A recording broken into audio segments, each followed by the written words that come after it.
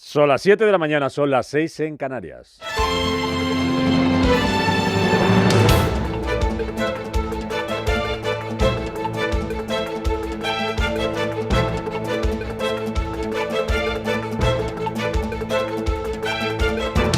Capital Intereconomía, con Rubén Gil.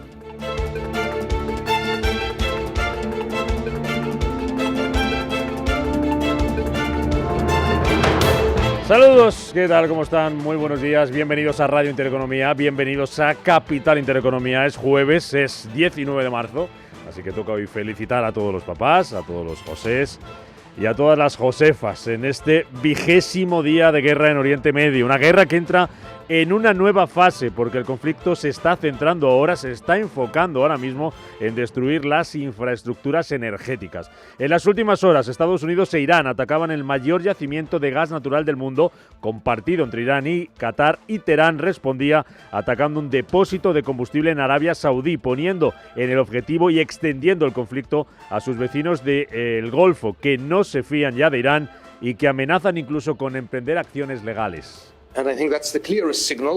Creo que es la señal más clara de lo que pienso sobre su política diplomática, decía el ministro de Exteriores de Arabia Saudí. No cree en el diálogo con sus vecinos, sino que intenta presionarlos. El reino no va a ceder ante esas presiones, al contrario, esas presiones se volverán en su contra.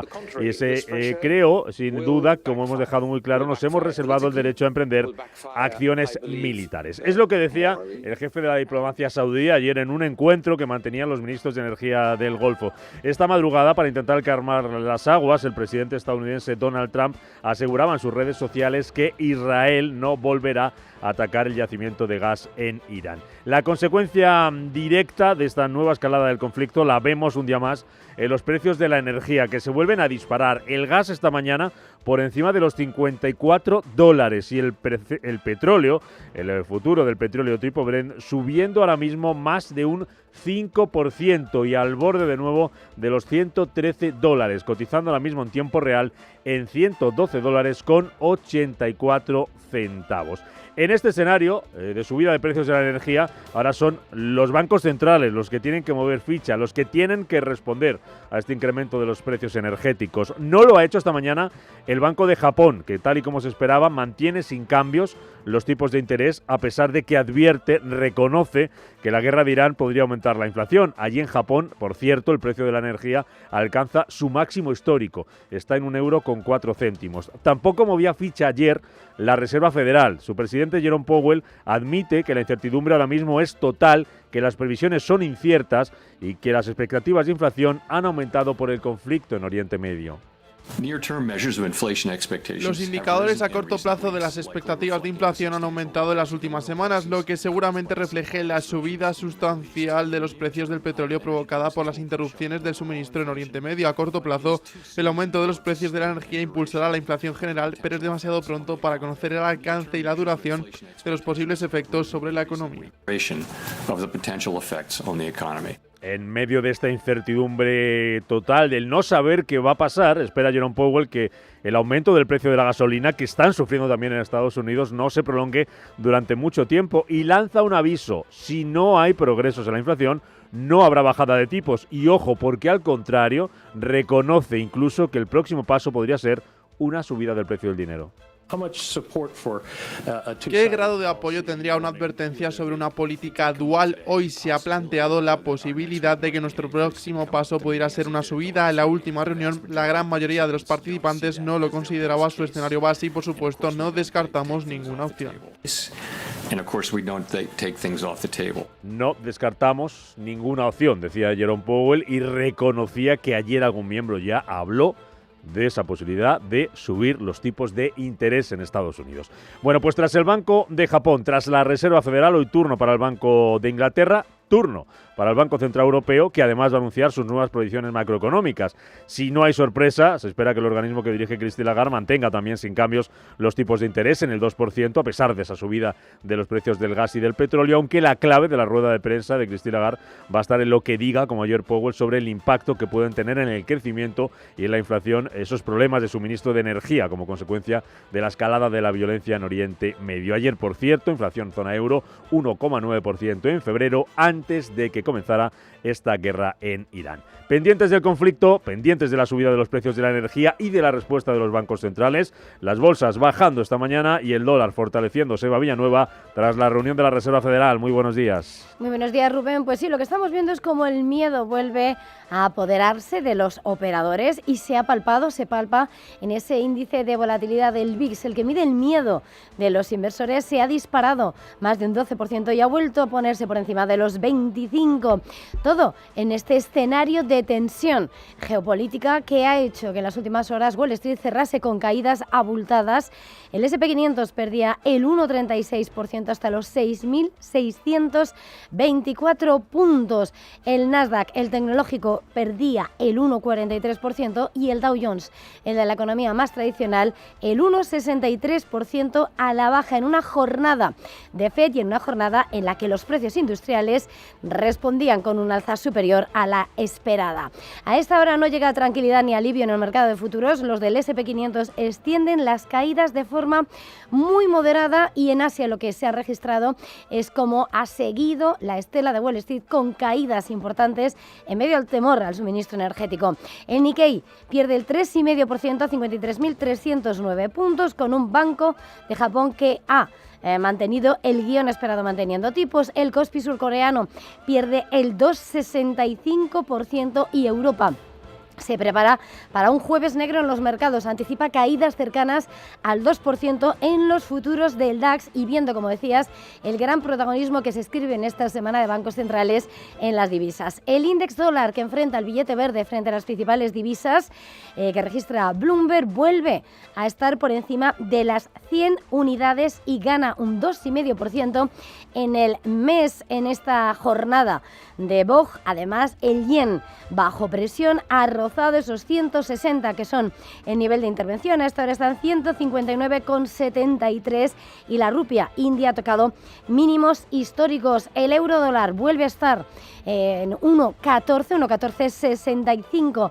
unidades y todo en un escenario donde en el mercado de bonos hemos vuelto a ver esa sacudida, esas ventas y donde las rentabilidades han subido en el Treasury a 10 años hasta el 4,27%. El oro vuelve a cobrar vigor, aunque está por debajo de los $5.000, 4.833 en ese escenario, como decías, donde a esta hora los futuros del crudo ligero suben más del 1%, los futuros del gas natural están subiendo un 3,33% y aquí en Europa vigilando ese precio del Brent que hasta ahora, aunque cede, está en $103,26. Por cierto, según Bloomberg, los activos emergentes están cayendo por primera vez esta semana por el petróleo.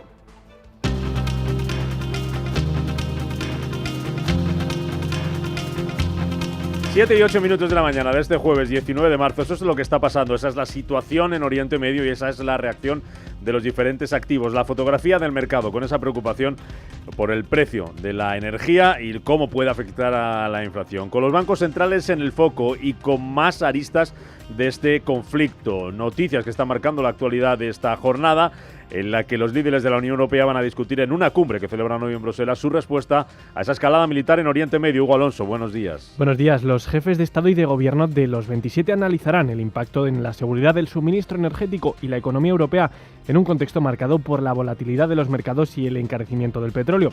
La cumbre estará marcada también por el bloqueo del estrecho de Hormuz y el veto de Hungría al préstamo de 90.000 millones de euros destinado a Ucrania. Mientras tanto, aquí en España el Gobierno sigue ultimando el plan de medidas para hacer frente a las consecuencias económicas del conflicto en Irán.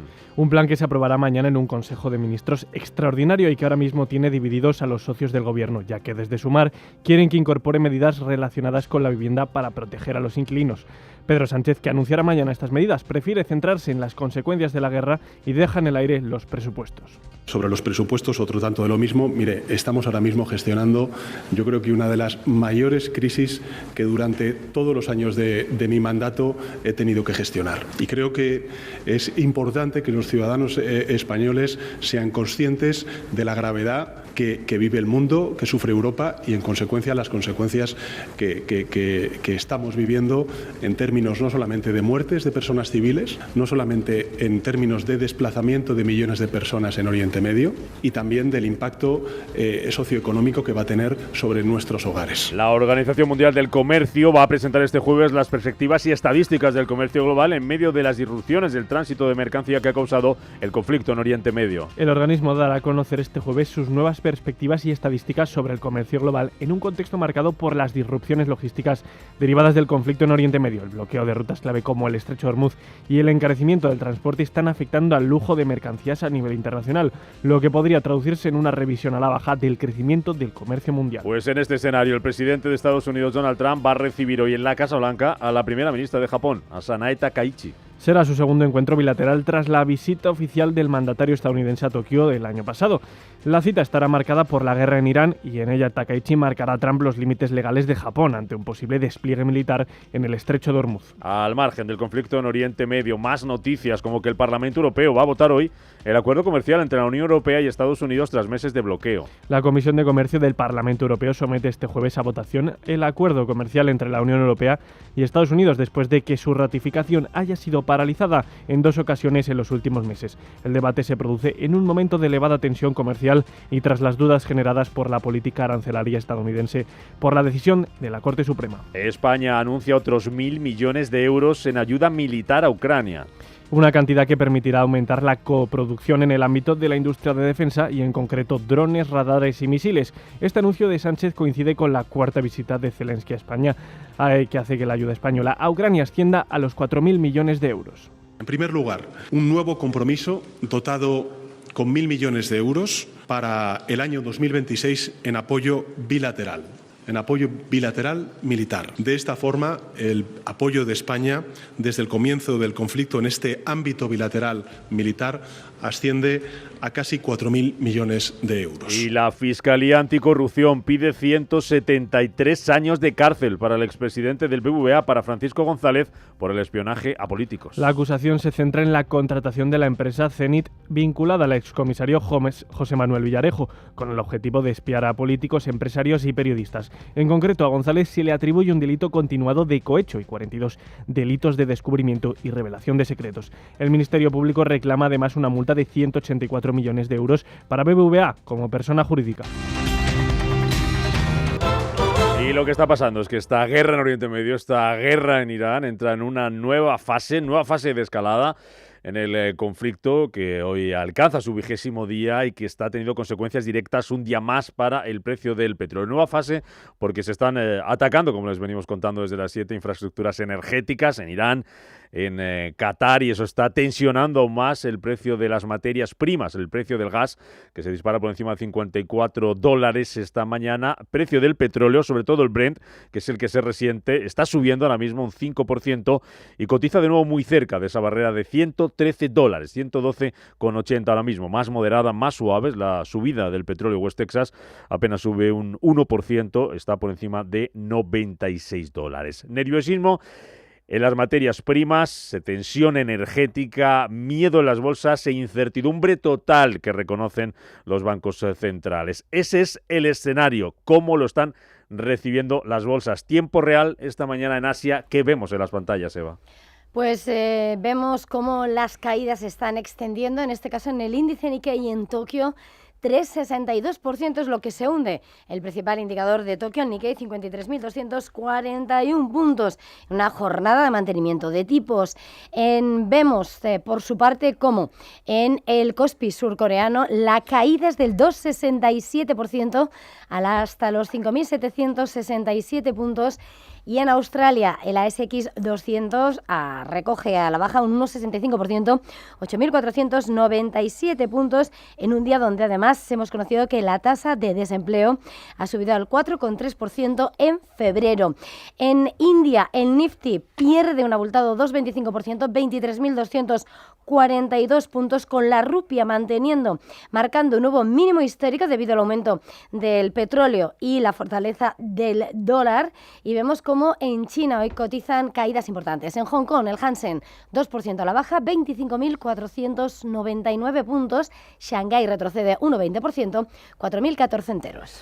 7:30 de la mañana está prevista esa comparecencia del gobernador del Banco de Japón, de Kazuo Ueda. Podremos seguirla en directo y analizaremos también a partir de las 8 de la mañana con Paco Quintana de ING lo que ha hecho el Banco de Japón, no ha hecho, mejor dicho, el Banco de Japón, la actuación también de la Reserva Federal y que podemos esperar hoy del Banco Central Europeo. Protagonismo para los bancos centrales ayer en Estados Unidos para la FED, reunión y después de las palabras de Powell acababa Estados Unidos o Wall Street a la baja. Los futuros esta mañana allí, Roberto. ¿Cómo los tenemos? Buenos días. Buenos días, signo mixto, caída del 0,05 para el Nasdaq 100, pero subida del 0,06 para el futuro del Dow Jones y el S&P 500 aún más plano, subida solo del 0,03%. Turno hoy para el Banco Central Europeo, le están esperando las bolsas europeas con los futuros bajando. El del DAX ahora mismo cae un 1,7%, caída del 1,6% para el futuro del Eurostoxx 50.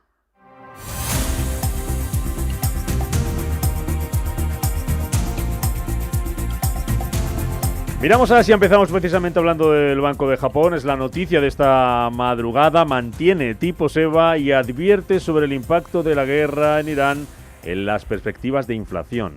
Pues sí, en este escenario los de Kazuo Ueda han cumplido con el guión esperado, dejan el tipo de interés oficial sin cambios en el 0,75%, al tiempo, como dices, que muestran cautela por esas presiones inflacionarias, por el efecto que la guerra podría tener sobre la inflación subyacente. Entre los halcones del Consejo, dos voces han apostado por ese tono más restrictivo, han cuestionado un horizonte en torno al que se conseguiría el objetivo de inflación del 2% de forma duradera, apuntando a que podría ser antes de lo previsto. De hecho, Naoki Tamura descarta que vaya a ser a partir de octubre y dice que podría llegar esa inflación en abril. Pendientes ahora, como decías, de la comparecencia de Kazuo Ueda, mientras se espera que va a plantear un equilibrio entre la necesidad de apoyar a la economía y evitar quedarse rezagados en la lucha contra la inflación. A la espera de Ueda vamos con noticias, vamos con protagonistas tecnológicos, protagonistas empresariales. Por ejemplo, Xiaomi presenta nuevos modelos de inteligencia artificial en su apuesta por los agentes inteligentes. Y hoy, de hecho, estamos viendo como en Hong Kong los títulos de la compañía suben un 3,5% en tiempo real. Entre esos modelos de IA está el MIMO V2 Pro en una apuesta por el desarrollo de sistemas orientados a agentes inteligentes capaces de ejecutar tareas de forma autónoma. También han lanzado el modelo multimodal MIMO V2 Omni y el de síntesis de voz MIMO V2 TTS dentro de toda esa familia diseñada para las aplicaciones. De acuerdo con Xiaomi, el V2 Pro supera el billón de parámetros, una escala comparable a la de los modelos más avanzados del sector, y está optimizado para escenarios en los que la IA no solo genera contenido, sino que interactúa con programas y herramientas para completar tareas complejas. Más protagonistas. HSBC, la entidad contempla importantes recortes de empleo en los próximos años, precisamente por la inteligencia artificial. Pues sí, estamos viendo cómo en Hong Kong sus títulos caen hoy un 3%. El gigante bancario considera esos recortes de personal, mientras su director ejecutivo, George Eldery, está apostando por la IA para reducir sus departamentos de soporte y administración. Una de las primeras señales de cómo esta tecnología puede transformar la fuerza laboral. Se prevé que los puestos que no implican contacto directo con clientes en los centros de servicios globales se vean entre los más afectados, aunque la evaluación está en movimientos iniciales. Según Bloomberg, los cambios podrían afectar a 20.000 puestos, el 10% de su plantilla total. En la India, la noticia de esta madrugada, además de en esa subida hasta su máximo histórico de la rupia que ya les contábamos, la noticia está en el desplome de las acciones del banco HDFC después de la renuncia de su presidente en medio de problemas de gobernanza y ética. Pues sí, es lo que está haciendo que sus títulos hayan caído un 5%. Atanu Chakraborty, que era ese presidente, ha presentado su carta de renuncia en una misiva advirtiendo que en los 2 últimos años se han dado sucesos y prácticas que no están en consonancia con sus valores. Tras ella, en una conferencia telefónica con inversores, el presidente interino a tiempo parcial, Keki Mistry, señala que no ha dado detalles de esas supuestas razones por las que deja la institución. Los inversores institucionales extranjeros poseen más del 47% de las acciones del mayor banco privado de India. Y en el marco de asociaciones empresariales hay que hablar de dos compañías, de Pop Mart y de Sony, que se unen para lanzar una película de Labubu. Sí, ese muñeco tan viral que seguro que tengan muchos de ustedes en casa, con el objetivo de ampliar el alcance de esta mascota. Y simplemente con este anuncio, aún así es un mal día de ventas. Vemos a Pop Mart cayendo un 2,8% en la bolsa de Hong Kong, mientras que Sony en Tokio también se deja un 0,58%. La muñeca Labubu, como dices, va a llegar a la gran pantalla después de ese plan de Pop Mart y Sony Pictures para desarrollar un largometraje. Según el comunicado, es un paso importante en la expansión de la empresa china, que va más allá de esos juguetes coleccionables y se adentra en otros productos de entretenimiento. Paul King, el cineasta responsable de Paddington o Wonka, va a producir y dirigir la película. La coescribirá el guión con Steven Levinson, el galardonado escritor conocido por Querido Evan Hansen. 7:24 de la mañana, ahora menos en Canarias. En Estados Unidos, Malawi gestiona ayer las palabras de Powell a la reunión de la Reserva Federal y a la escalada del conflicto en Oriente Medio. Volvían las caídas al mercado americano, con el Dow Jones bajando un 1,6%, el Nasdaq caída también de casi un 1,5%, S&P 500, Roberto, recortes ayer al cierre del 1,36%. Caídas que vienen después de la decisión de tipos de la Reserva Federal, que ha mantenido sin cambios las tasas en la horquilla del 3,50-3,75%. La decisión, que solo tuvo el voto en contra de Stephen Miran, fue justificada por Jerome Powell ante el avance de la inflación. El presidente de la Fed asegura que necesitan ver que la inflación subyacente disminuya este año. De hecho, esta está en el 3% por encima del 2% del objetivo del organismo. Los principales temores que tiene el Banco Central son los precios de la energía disparados ante los conflictos en Irán y el efecto de los aranceles, de los cuales Powell espera que provoquen un aumento puntual de los precios. También se refiere así a la incertidumbre provocada por el conflicto de Irán. Las repercusiones de los acontecimientos en Oriente Medio para la economía estadounidense son inciertas. Seguiremos atentos a los riesgos que puedan afectar a ambos aspectos de nuestro doble mandato. Incertidumbre total, es lo que ya están reconociendo los bancos centrales. Tampoco ayudaban ayer al ánimo de Wall Street los datos macroeconómicos. El índice de precios al productor que conocíamos ayer subió en febrero hasta el 3,4% en tasa interanual. Un dato que está por encima de lo estimado por el consenso de analistas y por lo visto en enero, donde la subida fue del 2,9%. Tampoco fue bueno el dato que arrojó las solicitudes semanales de hipotecas, que bajaron la semana pasada hasta el 11%, cuando la semana anterior aumentaron un 3,2%. Vamos con protagonistas empresariales del mercado americano. En las últimas horas, nombre propio para Micron Technology. La compañía tecnológica presentaba cuentas al cierre del mercado que batían todas las expectativas. La tecnológica presenta un beneficio por acción de $12,20, $3 por encima de lo estimado por los analistas. Clave también han sido sus ingresos de 23.000 millones y su beneficio neto de 13.785, también superior a lo visto en el trimestre anterior y a las previsiones. A pesar de todo esto, la acción cae en After Hours más de un 3%. También publicaba ayer cuentas Macy's, aunque esos resultados sí que los cotizaba el mercado, y fue una de las pocas compañías, Roberto, que acabaron en positivo la sesión de este miércoles. Sus acciones subieron más de un 4% después de superar previsiones, con su beneficio en 2025 de $642 millones y con sus ventas netas que generaron 7.639 millones, algo por encima del consenso del mercado. Esto no castigó su mala cifra de ingresos y las perspectivas algo débiles que ha hecho la compañía para lo que queda de 2026. Y otra de las pocas empresas que terminaban ayer en verde era Intel, después de sus anuncios en la conferencia de Nvidia GTC. Sus títulos subieron más de un 2% después de anunciar que su procesador Xeon 6 estará integrado en los sistemas de Nvidia Rubin NVL8. Vamos con la agenda de hoy que tenemos en el horizonte en Wall Street. Encuesta de la Fed de Filadelfia, solicitudes semanales de prestaciones por desempleo y ventas de viviendas nuevas. Además, presentará resultados Accenture. Y las bolsas europeas, hoy con el foco puesto en el conflicto y también en el Banco Central Europeo. También tenemos reunión Banco de Suiza, Banco de Inglaterra. Van a recibir todas estas noticias con caídas, tal y como contábamos con los futuros, en torno al 1,5% de recortes, aunque el IBEX 35 ayer tenía una buena sesión, Ángeles, y abre hoy muy cerquita de los 17.300 puntos. A menos de un punto cerraban 17.299,10. Sumaba un 0,2%. Conseguía librarse de la tendencia negativa que se imponía en el resto de Europa, aunque desde luego esas subidas se suavizaron mucho respecto a los niveles de la mañana.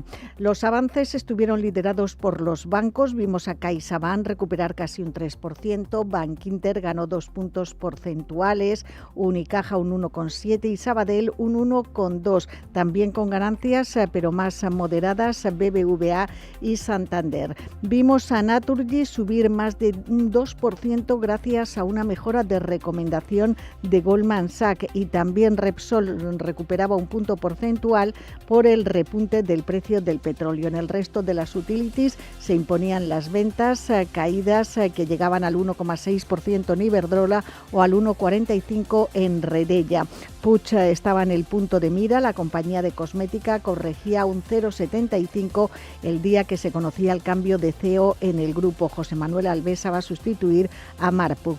Y en el resto de la renta variable europea se borraban las ganancias iniciales y cerraba el día con descensos. El DAX se dejaba casi un 1%, París consolidaba pero con sesgo negativo, Milán perdía un 0,33% y Londres bajaba un 0,94%. Ayer fue un día en el que los resultados marcaban la cotización de algunas compañías. Por ejemplo, HelloFresh cayó casi un 15% tras dar a conocer sus cuentas, y todo lo contrario sucedía con Diploma, que subía casi un 18%. Bueno, eso es lo que teníamos en la jornada de ayer. Vamos a ver cómo se presenta el panorama para este jueves. Foco sin duda en el Banco Central Europeo, pero hay muchas más referencias que tenemos que mirar en Europa, Ángel. Pues reunión de bancos centrales, Banco de Inglaterra, como decías, de Suecia, de Suiza. No va a haber movimientos en los tipos de interés, al menos en el BCE y en el Banco de Inglaterra, pero ojo a los comentarios sobre la subida del petróleo, el impacto negativo en inflación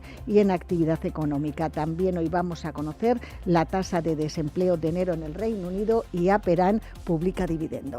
7:32 minutos de esta mañana de jueves, en la que, como les estamos contando, el conflicto en Oriente Medio entra en una nueva fase. Escala el conflicto con el ataque a instalaciones gasistas, que está haciendo que el precio del petróleo suba, en el caso del Brent, más de un 5% esta mañana. Sigue la tensión en la zona, ese malestar que hay entre los socios, entre los países vecinos del Golfo Pérsico con Irán. Y los últimos ataques, escuchamos al ministro de Exteriores de Arabia Saudí a las 7 decir que no descartan una respuesta y emprender acciones militares tras los últimos ataques de Irán contra algunos yacimientos del país de Arabia Saudí. Y una mañana en la que la Agencia de Operaciones Comerciales Marítimas de Reino Unido ha denunciado un impacto contra un buque frente a las costas de Qatar, cerca del estrecho de Hormuz. Sigue la tensión en Oriente Medio. Siguen monitorizando los bancos centrales lo que puede pasar, y esta mañana la noticia está en el Banco de Japón. No mueve ficha, mantiene sin cambio los tipos de interés, alerta del impacto que puede tener la guerra en el conflicto. Comparece esta hora en directo gobernador del Banco de Japón, Kazuo Ueda. 原油価格上昇の影響がプラス幅を拡大する方向に作用すると考えられます。 Compareciendo Ueda después de dejar sin cambios los tipos de interés, está diciendo, entre otros asuntos, hablando de ese conflicto, de esa tensión en Oriente Próximo, que los mercados globales son volátiles y que el precio del crudo ha subido significativamente tras este aumento de las tensiones. Añade además que la economía japonesa está recuperando moderadamente, aunque todavía con cierta debilidad. Hablaremos contando más cosas de lo que dice Kazuo Ueda. Saludo en este punto a Rafael Peña, que es socio fundador en Olea Gestión. ¿Qué tal, Rafa? Buenos días, bienvenido. Hola, buenos días, muy bien, muchas gracias. Lo primero, conflicto de Irán, impacto en los mercados, relación de los bancos centrales. No sé si aciertan los bancos centrales no tocando tipos y esperando lo que pueda pasar en este escenario en el que reconocen, como ayer hacía Powell, incertidumbre máxima, incertidumbre total, Rafa. Sí, nosotros creemos que sí aciertan. Al final, primero hay que ver el impacto en el tiempo, ¿no?, de esta subida de precios, que se transforme en inflación. De hecho, incluso en información que daba ayer la FED, en las expectativas de tipos a muy largo plazo, o sea, a más de 5 años siguen muy bajas. Y creemos que es un shock de oferta, ¿no? No vemos tan claro que se vaya a trasladar a una inflación de segunda ola, y por tanto que haya necesidad de subir los tipos para controlar el consumo interno. No creemos que eso sea la realidad, ¿no? Ni creemos que el momento del ciclo sea equivalente al que estábamos en 2022. ¿Cómo nos posicionamos en este escenario? ¿Cuál es la estrategia que estáis siguiendo desde Olea Gestión en un momento en el que hay que valorar también lo que está pasando con el petróleo, lo que está pasando con las bolsas, ese nerviosismo? Venimos de ciertas dudas también sobre las valoraciones excesivas de las bolsas. Estamos con un dólar fuerte, se fortalece más aún ayer después de la reunión de la Reserva Federal. ¿Cómo afrontamos esto desde el punto de vista de nuestra cartera, Rafa? Pues lo primero con horizontes de medio y largo plazo, en nuestro caso, ¿no? Somos un fondo que tenemos un objetivo de 3-5 años y preparamos las carteras para el retorno en esos plazos, ¿no? Y por este motivo veníamos ya con exposiciones muy bajas a renta variable, en torno del 13-14%, lo hemos subido hasta el 20% de la exposición a bolsa, buscando cosas que precisamente, como tú comentabas, están fuera de esas máximas valoraciones o valoraciones extremas que hemos visto en algunas áreas del mercado, ¿no? Por otro lado, muy vigilantes a otros problemas que comentaremos, como es el crédito en general y el riesgo de crédito que no nos parece adecuadamente retribuido. Y fundamentalmente pensando que unos tipos nominales, incluso en este momento tan relevantes como puede ser el alemán cerca del 3% y el caso del americano nuevamente ha vuelto al 4,20 y 4,30, nosotros nos pusimos constructivos ahí al 4,80 en el 2025 y lo que son entornos a partir de aquí para este tipo de mandatos creo que tienen bastante valor y articulan la base de nuestra cartera.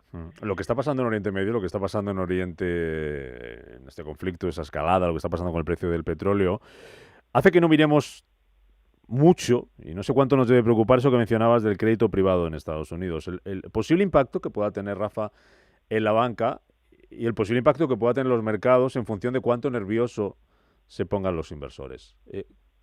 ¿Cómo hay que afrontar eso? ¿Cómo lo estáis viendo? Sí, no sé si lo miramos menos o lo miramos más, ¿no? O sea, aunque nosotros no sea nuestro escenario central ese tensionamiento de tipos de interés, tanto en el corto como en el largo, evidentemente a todos los vehículos apalancados y el caso de los vehículos de riesgo de crédito privado y los vehículos de private equity también de capital riesgo les afecta muy directamente, ¿no? Nosotros creemos que partimos de una base donde los diferenciales de crédito estaban ya muy estrechos, o sea, la prima que se paga por asumir riesgo de crédito frente a tener riesgo de gobierno era muy baja, ¿no? Con lo cual creíamos que no era un riesgo suficientemente retribuido. Luego, el crecimiento tan importante que ha habido o los flujos tan importantes que han llegado a esos vehículos nos preocupan, ¿no? Nos preocupan ya desde hace tiempo, no solo a nosotros, había analistas hablando del crecimiento del peso de esos activos dentro del sistema financiero y también el peso del crédito que los bancos otorgan a estos vehículos cuando están apalancados, ¿no? Entonces, al final creemos que, hablando muy concretamente del crédito, que los bancos tienen una disciplina de préstamo, un marco legal muy definido que se vio muy reforzado en el 2008-2011 y no creemos que haya tantas oportunidades como para que ese crecimiento sea saludable, ¿no? Fuera del entorno bancario, porque los bancos hacen las cosas bien en términos de préstamos, se han reforzado mucho y que otros competidores puedan ganarles espacio en buenas oportunidades de rentabilidad de riesgo nos parece poco probable, ¿no? A partir de ahí viene nuestro temor, que ahora se ha visto incrementado por las noticias que comentabas, ¿no? Sobre todo en sectores como el software, ¿no? Con algunos impagos y sobre todo con el cierre de algunos fondos de crédito de manera temporal de reembolsos, ¿no? Que ha puesto la luz sobre el mercado, ¿no? ¿Y os preocupan en Olea Gestión, Rafa, los déficits fiscales en algunos países, como Estados Unidos, por ejemplo, algunos países europeos como Francia? Nos preocupan, pero nos preocupaban también antes de la guerra de Irán. O sea, yo creo que es que no nos podemos centrar todos los orígenes en un problema muy grave y sobre todo desde el punto de vista humanitario, que es la guerra de Irán, ¿no? O sea, el problema de la deuda pública es estructural y nuestra reflexión sobre eso pasa mucho por ver qué países tienen capacidad de repago. Al final lo importante de la deuda es la capacidad de repago. El tener margen para subida de impuestos nos parece clave y por eso nosotros, por ejemplo, vemos mejor la deuda americana, porque aunque es verdad que ha crecido en términos de déficit público durante los últimos años, ha tenido un déficit público muy por encima de lo normal. Vemos también que el volumen de deuda emitido es relevante, pero la capacidad de incrementar recaudación es muy grande, ¿no? En cambio, en Francia lo vemos justo al contrario, o sea, vemos que ese déficit también ha sido relevante, pero en cambio las posibilidades de incrementar deuda, o sea, de incrementar impuestos nos parecen mucho menores y no son capaces de llegar a acuerdos presupuestarios que permitan unas políticas más ortodoxas y de reducción de gasto que favorecerían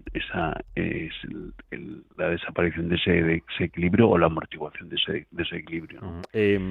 Vuelvo antes de despedirte con Cazueda, compareciendo ahora mismo en tiempo real.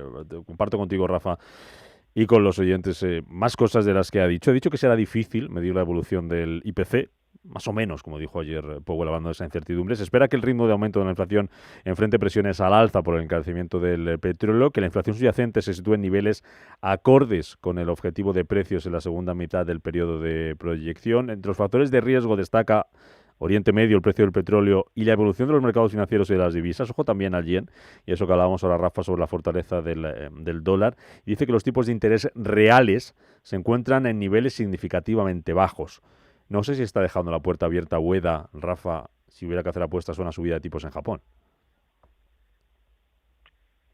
Bueno, si subiera tipos, yo creo que hay que mirar también a otras variables. O sea, evidentemente es mejor que la inflación esté controlada, ¿no? Y realmente esa última milla, hablando por ejemplo de Estados Unidos y los datos de ayer, ¿no? Que analizó la FED, le está costando llegar al 2, ¿no? Y se quedan las estimaciones en 2,7, en 3, 2,5, depende si coges subyacentes, bueno, diferentes medidas que hay, ¿no? Pues Japón es un caso muy diferente. Yo no sé si esas declaraciones se referían concretamente a Japón. Es verdad que este rebote de inflación presiona mucho a los tipos reales, pero bueno, si tú coges la curva de tipos y el movimiento de bonos que ha habido en el 10 y en el 20 años japonés recientemente y lo comparas con las series históricas anteriores, yo creo que el mercado ya ha descontado parte de ese escenario, ¿no? A partir de ahí, bueno, evidentemente el vínculo entre tipos de interés e inflación es claro, y si la inflación se mantiene de forma consistente en el medio y largo plazo, va a presionar sin duda al alza los tipos. Rafael Peña, socio fundador de Olea Gestión, gracias por acompañarnos esta mañana analizando lo que está pasando en los mercados, muy pendientes de los bancos centrales y de esas declaraciones en tiempo real. Noticia de esta madrugada, esa decisión del Banco de Japón de no mover ficha y mantener sin cambios los tipos de interés. Rafa, gracias, hasta la próxima, que vaya bien el día. Muchas gracias a vosotros, un abrazo para todos. Vamos con la prensa, 15 minutos quedan para llegar a las 8 de la mañana. Empezamos con la económica, con el diario Expansión. Abre hoy con el caso Indra. Dice que la SEPI exige la salida de Escribano para integrar Indra y M&A. Dice que el gobierno pide que se solvente el conflicto de interés para continuar con la operación.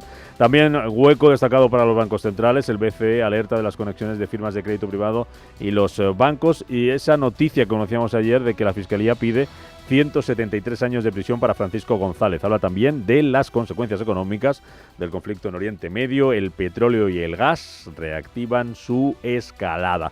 Lo más destacado en 5 días para el conflicto en Oriente Próximo y la reacción de los bancos centrales. La Reserva Federal, dice 5 días, se pone en guardia ante el riesgo de inflación. Dice que Powell mantiene los tipos de interés en espera de medir las consecuencias de la guerra. También fotografía para un crucero. Dice que los cruceros salen de Oriente Próximo y que miran a Canarias. Fotografía para Francisco González. Dice la información de 5 días que la Fiscalía pide 173 años de cárcel para Francisco González y que reclama 180 millones de multa al BBVA por contratar a Villarejo. También habla 5 días de que la Unión Europea permitirá crear empresas por 100 euros en 48 horas. Y en la portada del Economista, lo más destacado hoy, Moncloa centra las rebajas en la luz y olvida los carburantes. Se refiere a ese plan de medidas que va a anunciar mañana el gobierno. Dice también que la FED mantiene la bajada de tipos pese al mayor IPC y que la guerra subirá la hipoteca media en 544 euros por el rally del Euribor. También, tema Indra, los fondos quieren una junta en Indra para salvar a Escribano si se le cesa, dice la portada del Economista. Vamos con la prensa nacional, con los diarios internacionales que están contando esta mañana. Roberto, Hugo. El País señala en su portada: el ataque al mayor yacimiento de gas del mundo dispara el petróleo. Teherán promete represalias tras el bombardeo a sus instalaciones, y también que un barco ruso a la deriva en el Mediterráneo pone en alerta a Europa. La portada del Mundo centra su mirada en el ataque al megayacimiento de gas iraní y titula: Estados Unidos e Israel llevan la guerra al corazón global de la energía. La Razón señala en su portada que Israel mata al ministro de Inteligencia iraní en un nuevo golpe a la cúpula. El presidente iraní augura consecuencias incontrolables tras los ataques contra instalaciones energéticas. Teherán e Hezbollah atacan a Israel con bombas de racimo y misiles en represalia por el asesinato de sus líderes. También que en México tendió la mano. El gesto de Felipe VI siguió a una carta de Sheinbaum. Mientras tanto, la portada de la ABC cuenta que el gobierno busca en el PSC para sustituir a Escribano en Indra. La Moncloa baraja nombres como Raúl Blanco, que dirigió Renfe tras pedirle al SEPI, el presidente de la tecnológica, que dimita para evitar un conflicto de interés en la operación con su empresa familiar. Y ahora nos vamos a Estados Unidos para comenzar el repaso de la prensa internacional, donde The Wall Street Journal titula: La escalada de ataques contra activos energéticos del Golfo sumerge la guerra con Irán en una nueva fase. El Washington Post, por su parte, nos cuenta que la presencia de drones sobre la base militar donde viven Rubio y Hegseth genera preocupación por la seguridad. El confinamiento de varias bases militares en territorio estadounidense y la alerta de la seguridad global ponen de manifiesto la posibilidad de que las represalias iraníes se extiendan a funcionarios en suelo estadounidense. Y el New York Times informa de que en lo referente a Irán, Gabbard cedió las funciones de inteligencia a Trump, porque Tulsi Gabbard, directora de Inteligencia Nacional, declaró ante un comité del Senado que solo el presidente Trump podía tomar la decisión sobre amenazas inminentes. Nos vamos al repaso de las cabeceras europeas. En Alemania el Handelsblatt, el oro está cayendo y precisamente por eso se confirma su reputación como moneda de crisis, apunta el periódico. También Frankfurter Allgemeine señala que ya no se inmutan ante las alertas de misiles. El ataque a Irán también ha reavivado la guerra de Israel contra Hezbollah. Los residentes de la frontera norte de Israel se mantienen desafiantes. Algunos lo ven como una oportunidad. The Times, Reino Unido: el ejército británico ayudará a Estados Unidos a planificar la reapertura del estrecho de Hormuz. Y Financial Times destaca que Irán inflige daños extensos en las instalaciones de la mayor planta de GNL del mundo en Qatar. Y terminamos en Francia con la portada de Le Monde: el debate electoral municipal de París. Emmanuel Grégory bajo el fuego de Sofía Chikirou y Rashida Dati. Y Les Echos señala $500 millones al día. ¿Cuánto tiempo podrá Israel mantener su increíble esfuerzo bélico en Irán? 7:51 de la mañana, ponemos el foco en la inversión inmobiliaria. Lo hacemos un jueves más con Homely Capital, hablando del último plan del Ayuntamiento de Madrid, del plan de Almeida para descentralizar el turismo. Amadeo Navarro, cofundador de Homely Capital, ¿cómo estás? Buenos días. Buenos días, Rubén. Encantado de saludarte. Les cuento brevemente a los oyentes, por si alguien no le conoce, esta nueva estrategia que ha puesto en marcha el Ayuntamiento de Madrid para incrementar la oferta de hospedaje de corta y media distancia, que viene a consistir en que las viviendas de uso turístico que operen en el centro de Madrid tienen que concentrarse en edificios exclusivamente para ese uso, o si no, no podrán obtener la licencia de actividad. Dicho de otra forma, no va a poder haber pisos de alquiler a turistas en un bloque en el que haya vecinos. ¿Qué te parece esto, Amadeo? Bueno, me parece que era el plan Reside, que es el que se aprobó, era una medida súper necesaria. Al final había un descontrol tremendo en cuanto al uso de la vivienda turística y a la disposición de esta actividad, y al final eso está causando un problema social entre la convivencia del huésped y el propietario de toda la vida, ¿no? O sea, ordenar el mercado era necesario. Esta descentralización, realmente el querer llevarse ahora los edificios turísticos a zonas periféricas, yo creo que va a ayudar, yo creo que va a aliviar un poco pues todos esos pisos ilegales que se estima que hay como el 40% de la oferta de pisos listados no es legal, no tiene licencia, pues van a encontrar un respiro en estas zonas periféricas. Pero sí voy a advertir una cosa: hay muchísimo público que sí quiere alojarse en los centros de las ciudades, como es lógico, y los precios medios por noche van a seguir subiendo y se espera que sigan subiendo. Vosotros que ya tenéis experiencia en el impulso del uso terciario en edificios completos en el sector turístico, ¿piensas, Amadeo, que esta medida va a compensar las restricciones del alquiler turístico en estos edificios residenciales? O sea, como digo, en el centro no la va a poder compensar. O sea, hay mucha gente que, aunque, hablando de Madrid, ¿no? Por ejemplo, aunque le digas, perfecto, aquí tienes un edificio en Carabanchel para poder pasar tu fin de semana, van a querer seguir yendo al centro y van a tener que sufrir ese sobrecoste. Y efectivamente nosotros al final lo que estamos especializados es en encontrar edificios que sí puedan tener esa legalidad para alquilarse en corta estancia. La regulación sí que se ha endurecido mucho, ¿no? Muchísimo. Tiempo a esta parte, ¿no? Muchísimo. O sea, ten en cuenta que la ley que salió en julio de 2025, estamos hablando de unos 8 meses, ya se han eliminado 85.000 pisos turísticos en todo el país y se espera que la oferta siga cayendo, ¿no? ¿Vosotros cómo estáis centrando ahora mismo? ¿En qué estáis centrados con estos cambios que está habiendo? Esto de la regulación que nos estabas contando ahora. ¿Cómo está afectando todo eso al alquiler turístico? ¿Vosotros no tenéis puesto el foco? Nosotros realmente lo que tenemos puesto el foco es en la compra de edificios completos. Hemos entendido perfectamente dónde está ese problema social y hacia dónde va a ir la regulación, no solo ahora, sino en el futuro y haciéndose cada vez más estricta, que es separando el huésped de las viviendas residenciales, y nosotros pues nos dedicamos básicamente a encontrar perlas, ¿no?, de edificios, que no es sencillo, pero así lo hemos hecho en 6 ciudades de España, incluyendo pues Madrid, Baleares, partes de Andalucía, para comprar edificios completos, remodelarlos, hacerles un rebranding y volver a ponerlos en mercado. ¿Y qué ventajas ofrece ese modelo? Bueno, este modelo lo primero que ofrece es tranquilidad a largo plazo. Nosotros las licencias que tenemos para nuestros edificios, por así decirlo, están blindadas. Entonces, ¿qué ocurre? Que para nuestros inversores saben que se va a poder seguir alquilando a largo plazo. Los inversores que quieren tener exposición al mercado inmobiliario, concretamente el turístico, que ahora mismo es el que ofrece más potencial, lo pueden hacer con un marco regulatorio claro. Y de cara a nuestros futuros compradores de estas carteras de edificios que estamos armando, pues también son muchísimo más atractivas, ¿no? Nosotros estamos juntando muchas piezas de una cartera que realmente sí tiene la consideración de core, no solo ya por la ubicación en las que se encuentra, hablamos de centro de ciudad, centro de Madrid, justo ahora mismo vamos a comprar la semana que viene un edificio en el centro de Madrid para explotación con 32 unidades, sino que además ahora el que tengan la licencia ya segura es lo que los convierte en activos core. Alguien que nos esté escuchando, Amadeo, ¿en qué puede invertir ahora mismo a través de Homely Capital y cómo puede invertir? Bueno, realmente nosotros siempre tenemos vehículos abiertos para la inversión turística. El ticket mínimo son 100.000 euros. Vamos a esperar rentabilidades superiores al 15% anual.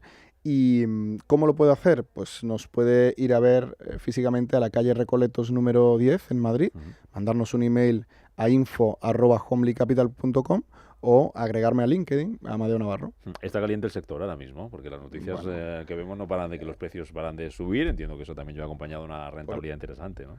Por supuesto. O sea, ahora mismo el sector residencial está muy, muy caliente. De hecho, no sé si podríamos incluso haber llegado ya al techo, pero el sector turístico sí sentimos que todavía tiene mucho recorrido por estos cambios, ¿no? O sea, que se haya movido el avispero con la nueva regulación, pues también abre nuevas oportunidades de negocio para intentar aprovechar esto, y obviamente pues las rentabilidades son muy atractivas. Y un filtro siempre viene bien, ¿no?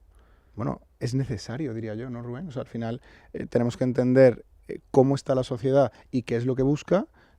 Había un descontrol, yo lo llamaba el salvaje oeste, con todo el mundo comprando pisos en el centro de las ciudades y poniéndolos en alquiler turístico. Llega una nueva ley y ahora se ordena, y esta ordenación pues trae ventajas también. Amadeo Navarro, Homely Capital, un jueves más hablando de cómo está el inmobiliario, cómo está la inversión en el turístico. Gracias y que vayan bien esas rentabilidades. Muchas gracias.